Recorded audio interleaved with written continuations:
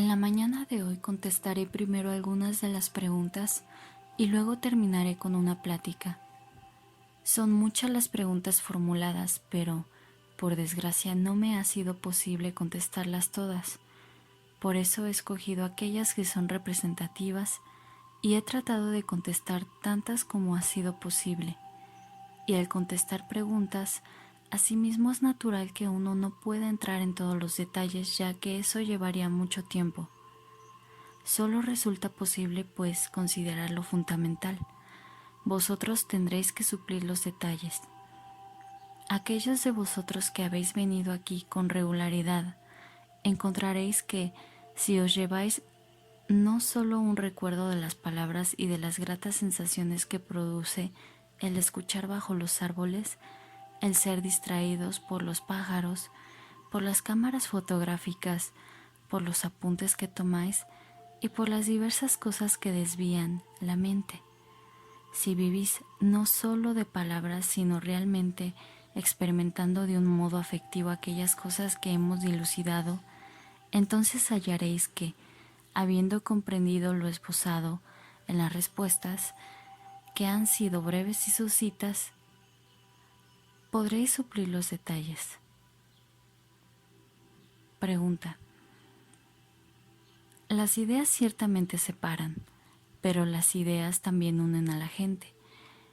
¿No es esto la expresión del amor que hace posible la vida en comunidad? Krishnamurti. Cuando hacéis semejante pregunta, no sé si os dais realmente cuenta de que las ideas, las creencias, las opiniones separan a los hombres, de que las ideologías dividen, de que las ideas inevitablemente siembran la discordia. Las ideas no mantienen unida a la gente, aunque vosotros intentéis unir a las personas pertenecientes a ideologías divergentes y antagónicas. Las ideas jamás pueden unir a los hombres, eso es obvio, porque las ideas siempre pueden ser contrarrestadas y destruidas por el conflicto. Después de todo, las ideas son imágenes, sensaciones, palabras. ¿Pueden las palabras, las sensaciones, los pensamientos unir a las personas? ¿O no se requiere algo completamente distinto para unir a los hombres? Vemos que el odio, el temor, el nacionalismo unen a las personas. El miedo une a las personas. Un odio común une a veces a personas opuestas entre sí, así como el nacionalismo une a personas de grupos antagónicos. Esas cosas, por cierto, son ideas. ¿Y el amor es una idea? ¿Podéis pensar acerca del amor? ¿Podéis pensar en la persona a quien amáis o en el grupo de personas que amáis? ¿Pero eso es amor? Cuando se piensa acerca del amor, ¿es eso amor? ¿Es amor el pensamiento? Y por cierto, solo el amor puede unir a los hombres, no el pensamiento, no un grupo en oposición a otro grupo. Donde hay amor no hay grupo, ni clase, ni nacionalidad. Hay que averiguar, por lo tanto, qué es lo que entendemos por amor. Sabemos lo que para nosotros significan las ideas, las opiniones, las creencias, lo cual hemos discutido suficientemente durante las últimas semanas. Así pues, ¿qué significa para nosotros el amor? ¿Es una cosa de la mente? Lo es cuando las cosas de la mente llenan el corazón. Y, en la mayoría de nosotros, es así. Hemos llenado nuestro corazón con las cosas de la mente, opiniones, ideas, creencias, sensaciones, y alrededor de eso, y en eso vivimos y amamos. Pero, ¿es eso amor? ¿Podemos acaso pensar acerca del amor? ¿Funciona el pensamiento cuando amáis?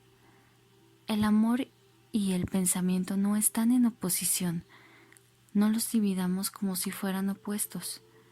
Cuando uno ama, ¿existe sentido alguno de separación, de unir a las personas, de desbandarlas, de apartarlas? Es indudable que ese estado de amor puede experimentarse tan solo cuando el proceso del pensamiento no está funcionando, lo cual no significa que uno haya de volverse loco, desequilibrado. Antes bien, se requiere la más alta forma de pensamiento para ir más allá. Así pues, el amor no es cosa de la mente. Solo cuando la mente está realmente serena, cuando ya no espera ni pide, ni exige, ni busca, ni posee, cuando ya no siente celos, temor, impaciencia, cuando está de veras en silencio, solo entonces existe la posibilidad del amor. Cuando la mente ya no se proyecta a sí misma, siguiendo sus particularidades, sensaciones, exigencias, impulsos, temores ocultos, cuando ya no busca autorrealización ni es esclava de la creencia, solo entonces hay posibilidad del amor. Pero casi todos creemos que el amor puede marchar junto a los celos, la ambición, la persecución de deseos y ambiciones personales. Cuando esas cosas existen, no hay amor, por cierto. No debemos, pues, preocuparnos por el amor, el cual surge de manera espontánea, sin que lo busquemos en particular, sino que han de preocuparnos las cosas que estorban el amor, las cosas de la mente que al proyectarse crean una barrera. Y por eso es que resulta importante, antes de que podamos saber qué es el amor, conocer cuál es el proceso de la mente, la cual es el asiento del yo. Y por eso es importante ahondar cada vez más la cuestión del conocimiento propio y no de decir simplemente debo amar, o el amor une a los hombres, o las ideas siembran la discordia, todo lo cual sería mera repetición de lo que habéis oído y por lo tanto absolutamente inútil.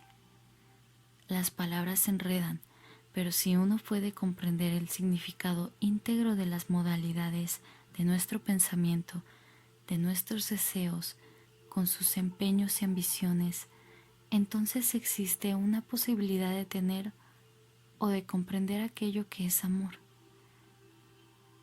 Mas eso requiere una comprensión extraordinaria de uno mismo. Cuando hay abnegación, cuando hay olvido de sí, no intencionalmente sino de un modo espontáneo, ese olvido, esa negación de uno mismo, que no es el resultado de una serie de ejercicios, de disciplinas, que solo sirven para limitar, entonces hay una posibilidad del amor. Surge esa negación del yo cuando se comprende el proceso total del yo, consciente e inconsciente, en las horas de vigilia, así como en las del sueño.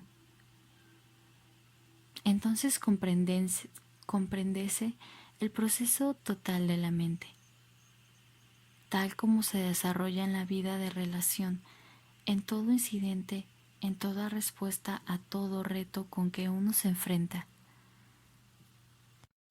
Comprendiendo esto, por lo tanto, libertando la mente del propio proceso en que se enaltece y limita a sí misma, hay una posibilidad del amor. El amor no es sentimiento, ni romanticismo, ni depende de cosa alguna, y el comprender ese estado o permanecer en él es sumamente arduo y difícil, porque nuestra mente siempre interviene, limita, se inmiscuye en su funcionamiento. Por eso es importante comprender primero la mente y sus modalidades. De otro modo nos atraparán de las ilusiones, las palabras y sensaciones cuya significación es muy escasa. ¿Y cómo?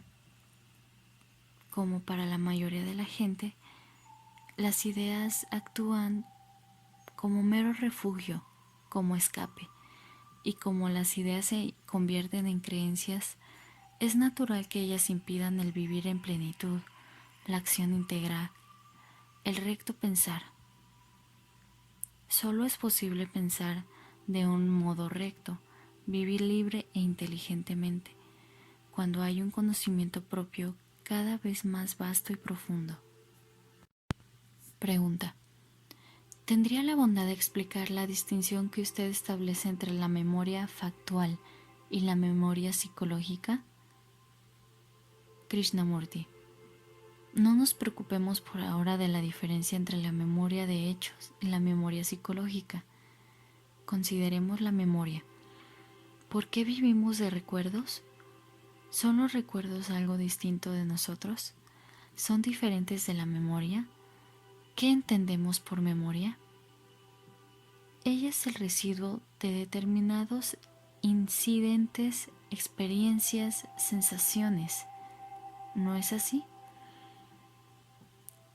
Tuvisteis ayer una experiencia. Esa experiencia ha dejado una huella, cierta sensación. Esa sensación la llamamos memoria verbalizada o no. Y nosotros somos la suma total de todos esos recuerdos, de todos esos residuos. En realidad, no sois diferentes de vuestra memoria. Hay recuerdos conscientes, así como inconscientes.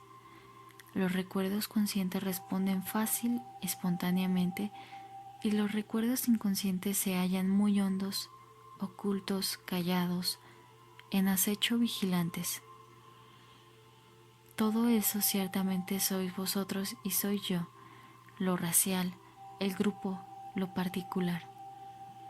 Todo eso, todos esos recuerdos, somos vosotros y yo. No sois diferentes de vuestros recuerdos, suprimidlos.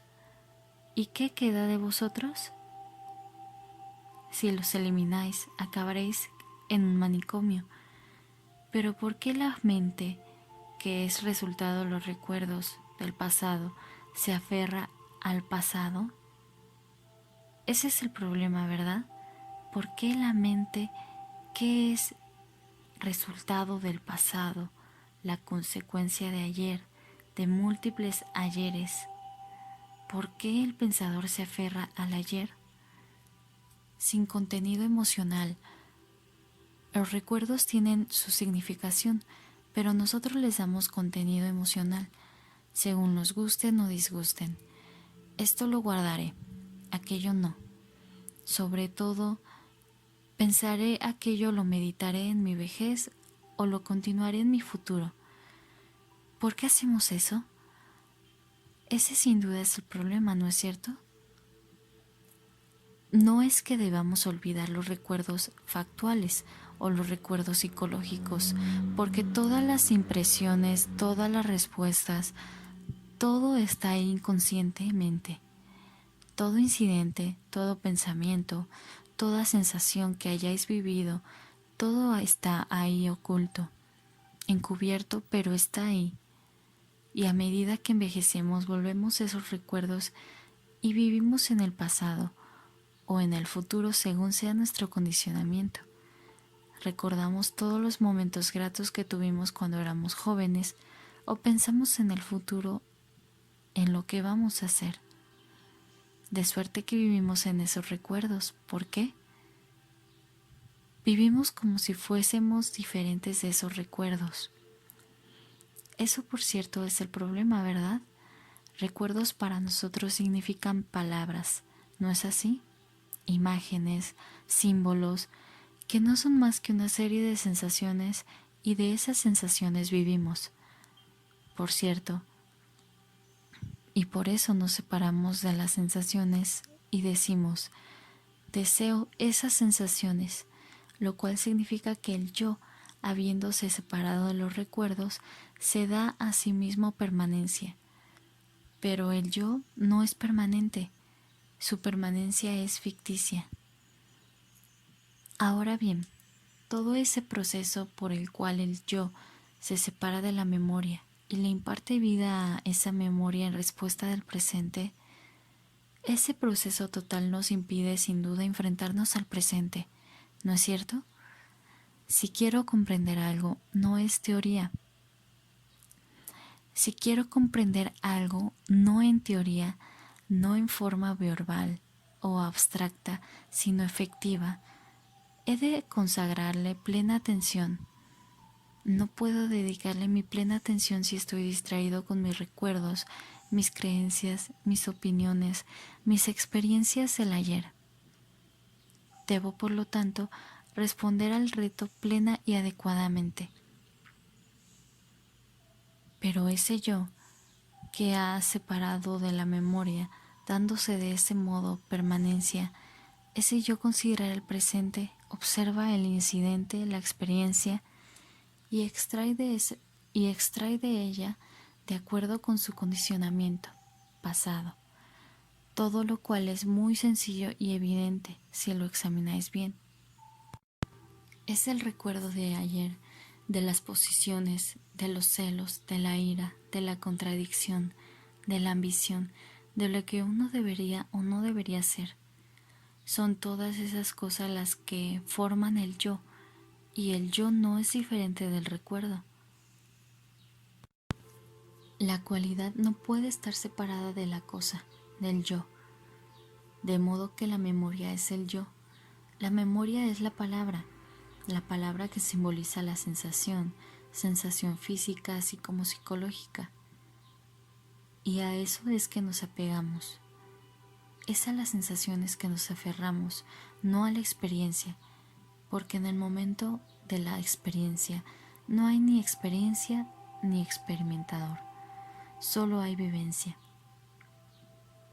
Es cuando no vivenciamos que nos aferramos al recuerdo, como hacen tantas personas, especialmente cuando entran en años.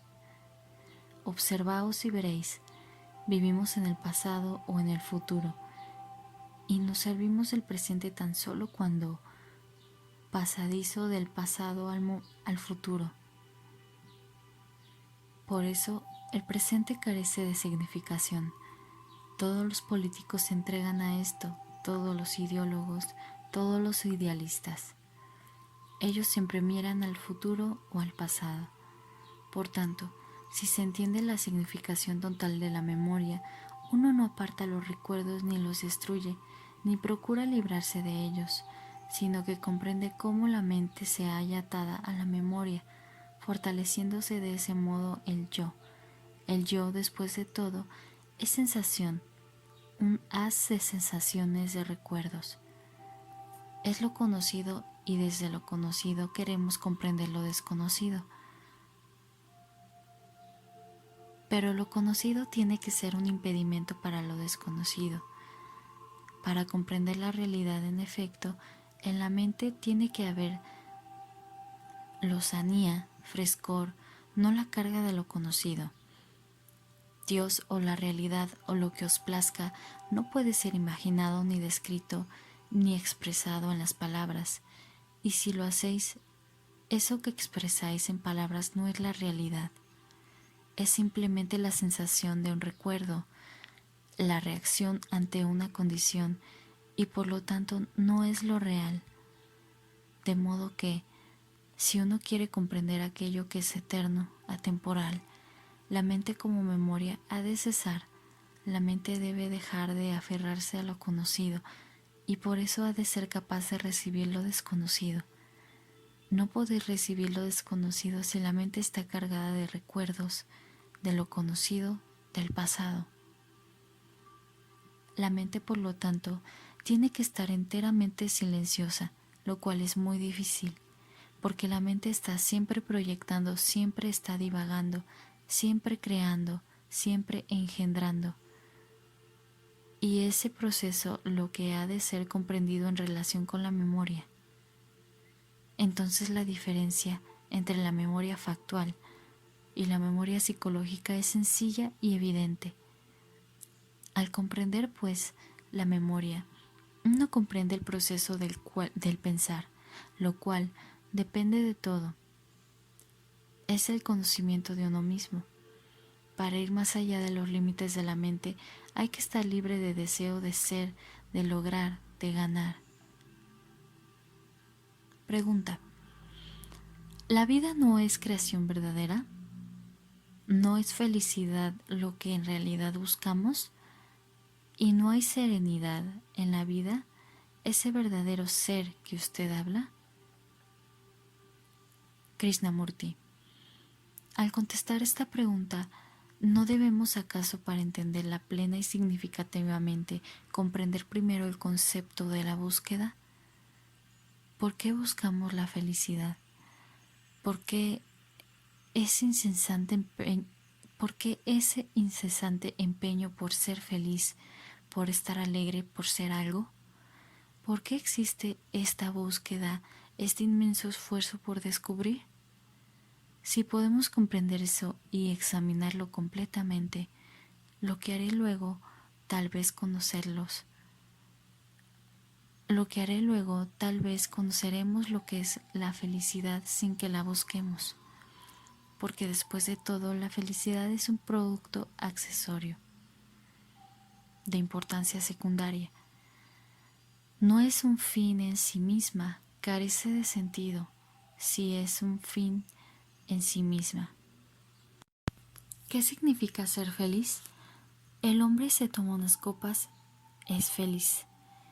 El hombre que deja caer una bomba sobre un gran número de personas se siente triunfante y dice que es feliz o que Dios está con él. Las sensaciones momentáneas que desaparecen dan esa impresión de ser feliz. Hay, por cierto, alguna otra cualidad que es esencial para la felicidad, pues la felicidad no es un fin, como lo es la virtud. La virtud no es un fin en sí misma, ella trae consigo libertad, y en esa libertad hay descubrimiento, por eso la virtud es esencial. En cambio, la persona que no es virtuosa está esclavizada, es desordenada, anda por todas partes perdida, confusa. Pero tratar la virtud o la felicidad como un fin en sí misma tiene un poco sentido. La felicidad pues no es un fin, es el resultado secundario, un producto accesorio que surgirá si comprendemos una cosa y en esta comprensión de otra cosa, y no la mera búsqueda de la felicidad, lo que resulta importante. Ahora bien, ¿por qué buscamos? ¿Qué es lo que significa esforzarse? Estamos esforzándonos. ¿Por qué lo hacemos? ¿Cuál es el significado del esfuerzo? Decimos que hacemos un esfuerzo con el objeto de encontrar, de cambiar, de ser algo. Si no nos esforzáramos, nos disgregaríamos, nos tardaríamos o retrocederíamos. ¿Es verdad eso?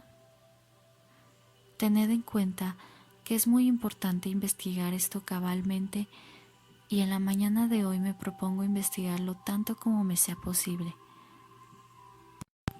¿Qué ocurriría si no nos esforzáramos? ¿Nos estancaríamos? Pero si nos esforzamos, ¿y por qué?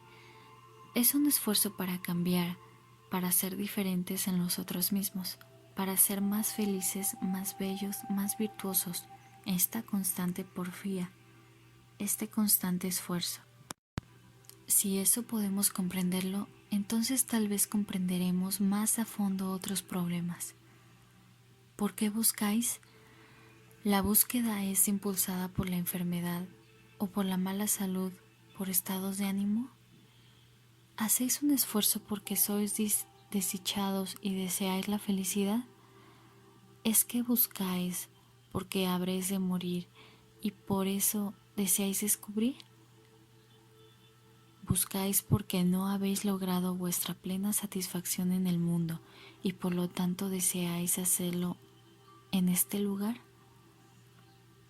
¿Buscáis acaso porque sois infelices y a la espera de la felicidad exploráis, tratáis de descubrir?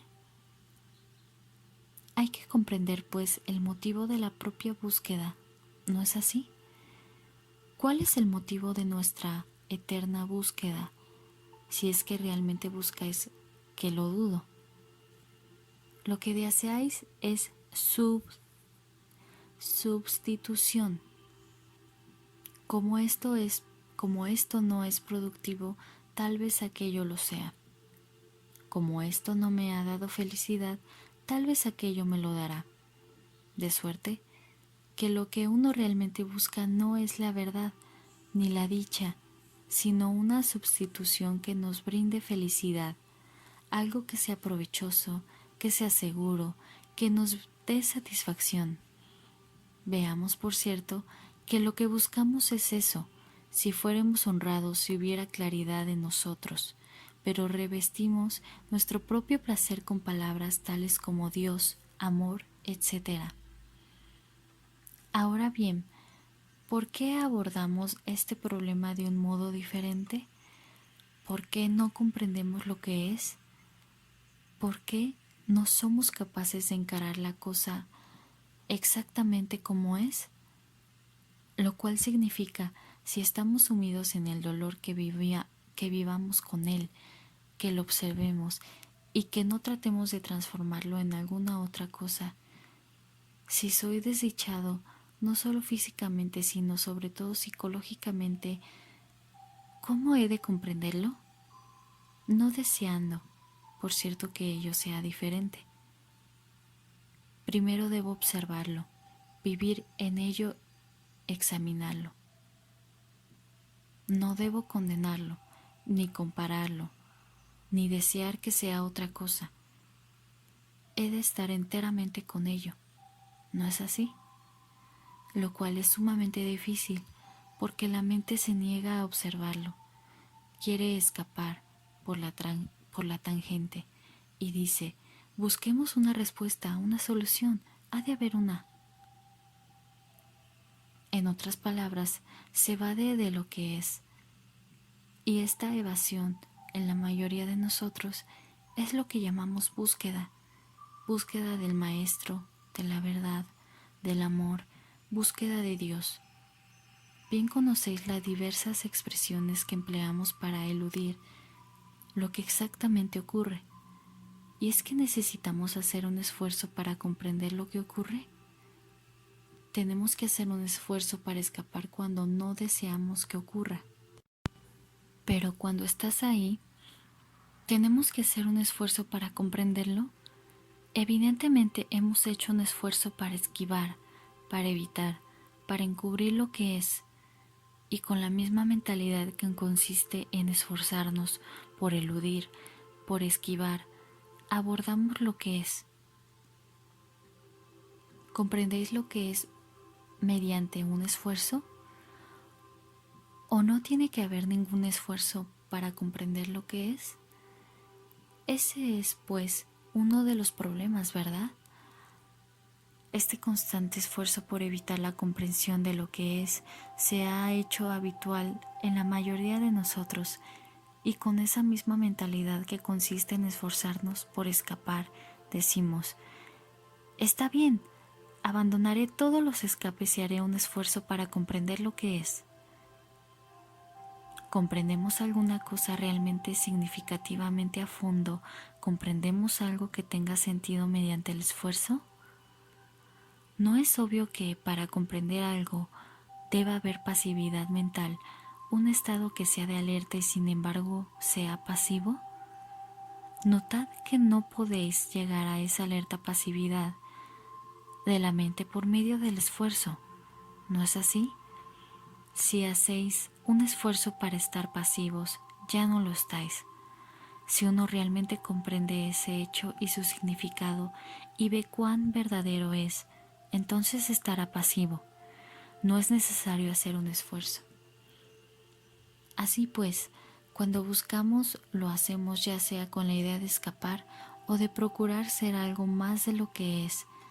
O bien decimos, yo soy todas esas cosas y tengo que huirles, lo cual es desequilibrio, locura, la cual la búsqueda del maestro de la verdad es por cierto un estado de locura, cuando ahí está la cosa que debe ser comprendida antes de que podáis seguir adelante. Eso engendra ilusión e ignorancia. Uno debe pues averiguar primero qué es lo que busca y por qué. La mayoría de nosotros sabemos qué buscamos, por lo cual ello es una proyección y por consiguiente ajeno a la realidad. Es simplemente una cosa de nuestra propia hechura. no es pues la verdad, no es lo real. Y al comprender este proceso de la búsqueda, este constante esfuerzo de ser, por ser algo, por disciplinar, por negar, por afirmar, uno tiene que examinar la cuestión de lo que es el pensador. ¿El que hace el esfuerzo es distinto de la cosa que él desea hacer? Lo siento, puede que esto sea un poco difícil de seguir, pero espero que no haya inconveniente. Habéis formulado la pregunta y voy a tratar de contestarla. ¿El autor del esfuerzo es diferente del objeto de su esfuerzo? Esto es una realidad muy importante, porque si podemos descubrir la verdad al respecto, veremos que se opera una transformación inmediata, la cual es esencial para la comprensión, o mejor dicho, ella es la comprensión.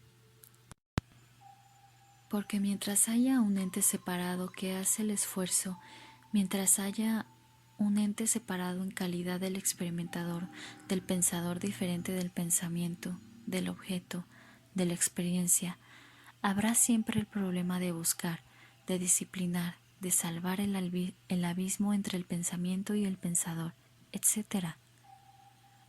Mientras que, si podemos descubrir la verdad en este problema de saber si el pensador es distinto del pensamiento y si podemos ver la verdad real al respecto, estará en actividad un proceso enteramente distinto.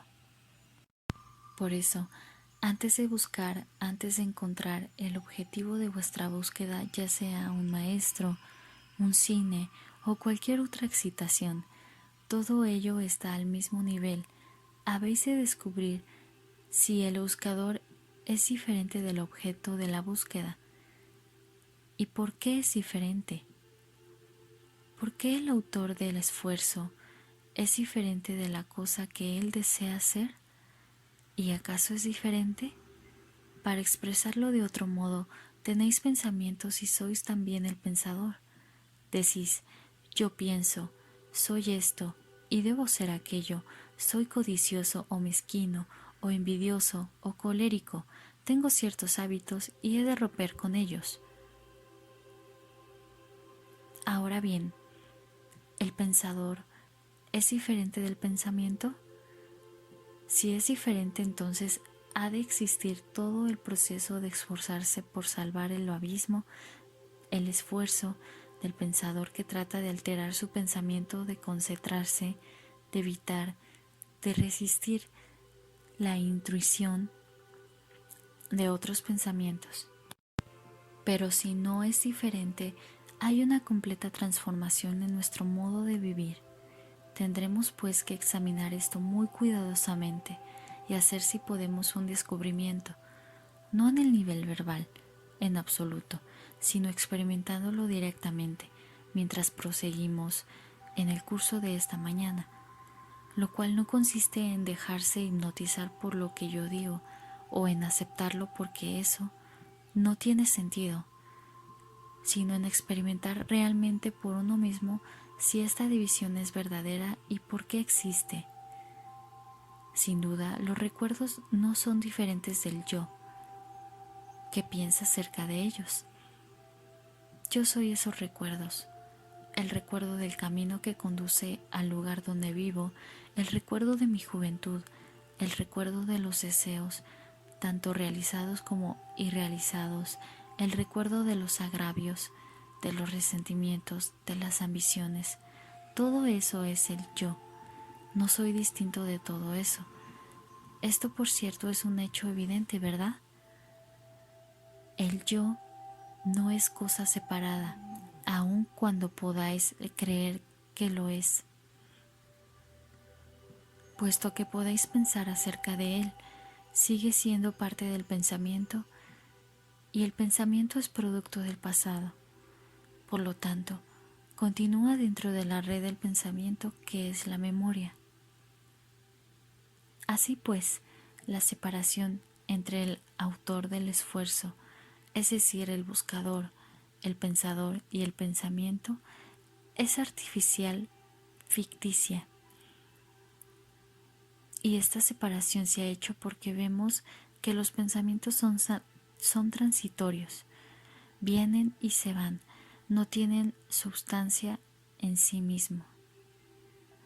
Y por eso el pensador se distingue a sí mismo del pensamiento, para atribuirse permanencia. Él existe mientras los pensamientos varían. Es una falsa seguridad, y si uno ve la falsedad de ello, si lo experimenta realmente, entonces solo hay pensamientos, no pensador y pensamiento.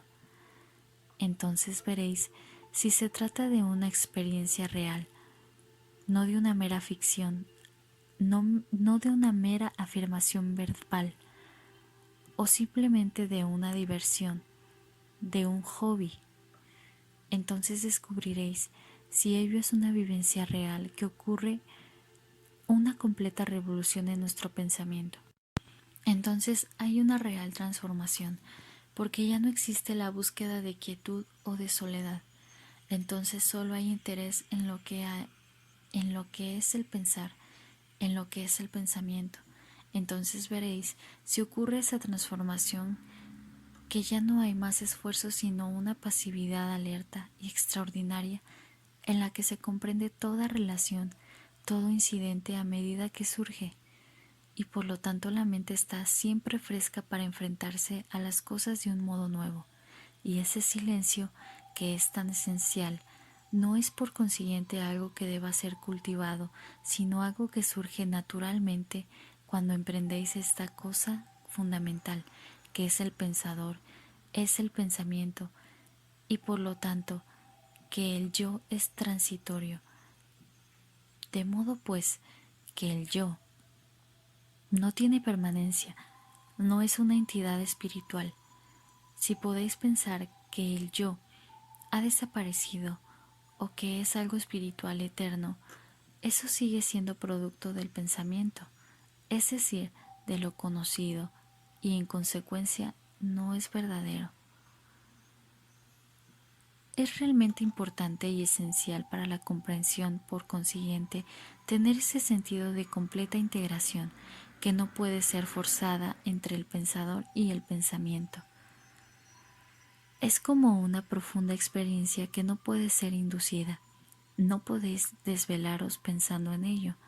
Es preciso verlo inmediatamente, y no lo vemos porque estamos apegados a viejas creencias y condicionamientos a los que hemos aprendido que el yo es algo espiritual, algo más que todos los pensamientos.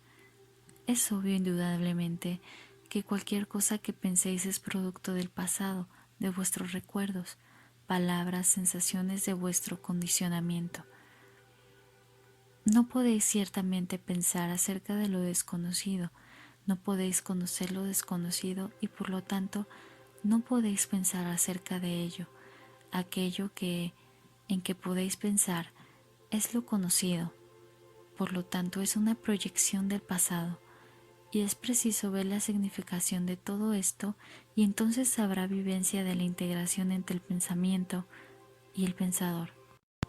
La división ha sido creada artificialmente con fines de autoprotección y es por lo tanto irreal. Una vez que existe la vivencia de esa integración, operase una transformación completa con respecto a nuestro pensar, nuestro sentir y nuestro modo de encarar la vida. Entonces, solo hay un estado de vivencia y no el experimentador aparte de lo experimentado, que debe alterarse, modificarse, cambiarse. Solo hay un estado de constante vivencia, no un núcleo, un centro, el yo, la memoria, que experimente, sino tan solo un estado de vivencia. Esto lo hacemos a veces cuando estamos por completo ausentes, cuando el yo está ausente.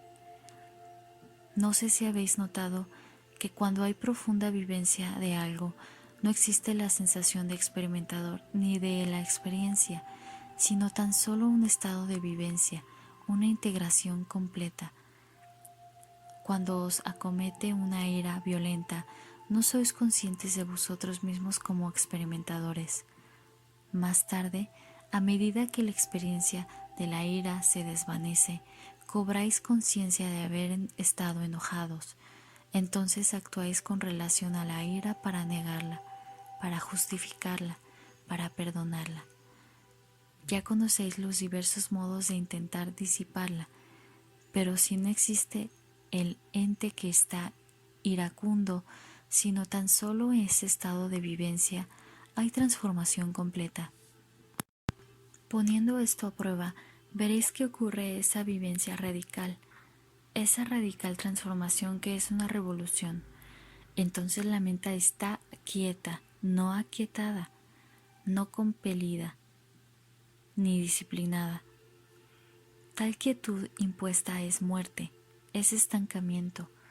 Una mente que se ve aquietada por compulsión del temor es una mente muerta. Pero cuando se experimenta eso que es vital, que es esencial, que es real, que es el principio de la transformación, entonces la mente está quieta, sin compunción alguna. Y cuando la mente está quieta, entonces es capaz de recibir, porque no malgastáis vuestros esfuerzos en resistir, en levantar barreras entre vosotros y la realidad, sea cual fuese esa realidad. Todo eso que habéis leído acerca de la realidad no es la realidad. La realidad no puede ser descrita, y si lo es, no es lo real. Y para que la mente sea nueva, para que la mente sea capaz de recibir lo desconocido, tiene que estar vacía. La mente solo puede estar vacía cuando se comprende su contenido total.